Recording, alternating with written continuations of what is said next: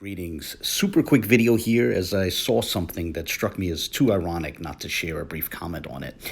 On your screen is a recent YouTube community post from the We Woke Now channel, and those of you who are familiar with my channel are probably likewise familiar with our friend who maintains the We Woke Now channel. Pastor Kelly, the good doctor.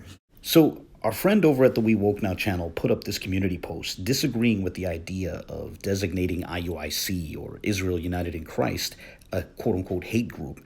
And I'm actually sympathetic on that point, as I myself am not a fan of throwing these sorts of labels around. I'd much prefer that we just focus on debating ideas rather than trying to shut debate down with these sorts of designations. But the opening line of that community post struck me as ironic. You see, our friend wrote, quote, IUIC is called a hate group. They haven't killed anyone, end quote. So our friend is now insinuating that murder has to be committed in order for a group to be designated a quote-unquote hate group.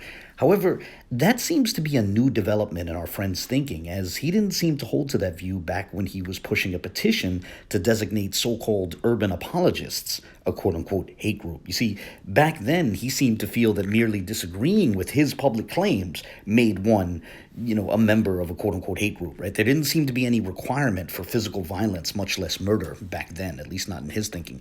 So I'm going to close this video with a short clip from that time when our friend was pushing the relevant petition, and I'll share a link to the petition in the video description.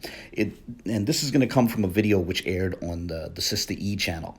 I just wanted to juxtapose the community post you just saw with this clip that you're about to see, documenting what is at best a change in thought for our friend, and at worst, an obvious inconsistency. Honestly, I sometimes feel that the only consistent pattern with our friend over at the We Woke Now channel is that of a double standard, which is to say one standard for people who dare to disagree with him and a different standard for people he still likes.